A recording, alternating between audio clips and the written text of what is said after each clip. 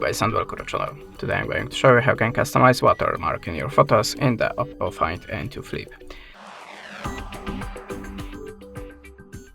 So at the start, open the camera app, then go to the three-dot icon and choose settings. Now tap on the watermark, switch it on of course, and as you can see there we have a few options to edit. You can add your custom text here. You can also choose the device number, model, the location info, and date and time.